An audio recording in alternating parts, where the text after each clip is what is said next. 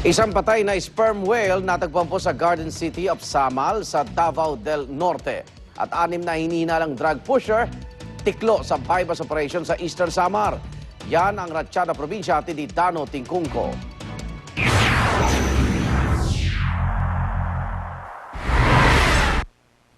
Kumpiskado ang 33 bricks ng cocaine sa isang buy-bust operation sa Eastern Samar. Ang kabuuang halaga ng ipinagbabawal na gamot aabot sa 165 milyong piso. Arestado rin ang 6 na umano'y pusher. Hinala ng mga otoridad, ang cocaine na ito ay nagmula sa foreign vessel mula South America na natagpuan sa Samar ilang linggo na nakalilipas. Nauna nang naiulat na kumakalat din ang tinatawag na Samar cocaine sa ilang eskwelahan sa Metro Manila. Isang patay na sperm whale naman ang natagpuan sa Garden City of Samal sa Davao del Norte. May bigat umano itong 10 hanggang 20 pounds at may habang aabot ng 40 feet. 2 linggo nang walang buhay ang sperm whale kaya naman umaalingaso na ito. Inilibing ng mga otoridad ang laman ng sperm whale pero hindi ang buto. Balak na lokal na pamahalaan na kolektahin at i-preserve ang buto nito para gawing tourist attraction sa naturang bayan. Para sa Unang Balita, Dano Tingkong reporting.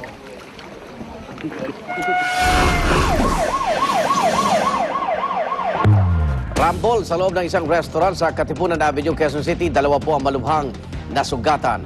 Fraternity War ang tinitingnang punot dulo po ng insidente at narito ang report ni Mark Zambrano.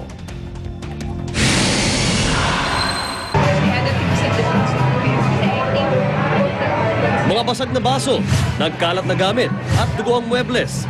Yan ang dinatna ng GMA News sa loob ng isang restaurant sa Katipunan Avenue, Quezon City. Kwento ng mga nakasaksi, 2 lalaki ang pumasok sa loob at mabilisang pinaghahampas ng tubo ang ilang miyembro ng Upsilon Sigma Phi Fraternity na nagpupulong noon kasama ang kanilang mga kaklase. We were having a press conference when suddenly hooded persons came in the room and started hitting one of the interns. It was really a violent act. Matinding sugat sa ulo ang tinamo ng 2 miyembro ng nasabing fraternity. We were all seated. We were having a discussion, and then someone started shouting, or people started shouting, and then so I stood up. Before I knew it, I could feel something in the back of my head. When I looked at my hands, it was all bloody.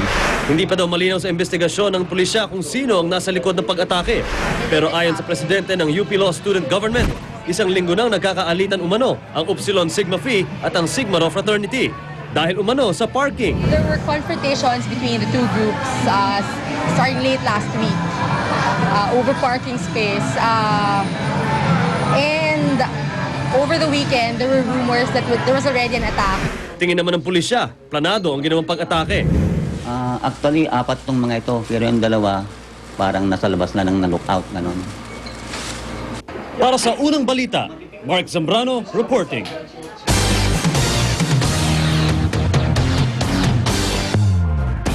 Pangulong Noynoy Aquino hindi po ginamit ang car number 1 sa unang araw ng kanyang pag-oopisina sa Malacanang kahapon.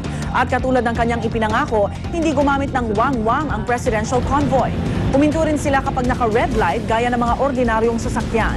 Ayon sa tagapagsalita ni Aquino, ganito ang magiging ritual ng Pangulo habang hindi pa siya nakakalipat sa bahay pangarap na tawid ilog lamang sa Malacanang. He has changed his habit. He wakes up early right now, as I suppose as a result of the campaign. The campaign required him to rise up early. Mga tauhan ng LTO, binaklas ang wang-wang ng mga silitang sasakyan sa kahabaan ng Quezon Avenue. Kabilang na po dito ang isang sasakyang may plakang number 8. Kongresista raw mula sa Lanao ang may-ari ng sasakyan. May appointment daw na hinahabol kaya sila gumamit ng wang-wang. Ganito rin po ang dahilan ng isa pang nasita na nagpakilalang taga-legal department ng Department of Foreign Affairs. Nagsimulang maging mahigpit ang LTO sa paggamit ng wang-wang mula nang lumabas ang kautusan ni Pangulong Noynoy Aquino sa pagbabawal sa illegal na paggamit nito. Kaugnay ng balitang yan, mga kasabdaan sa mamagitan telepono si MMDA Executive Director Angelito Berhel de Dios. Director de Dios, good morning.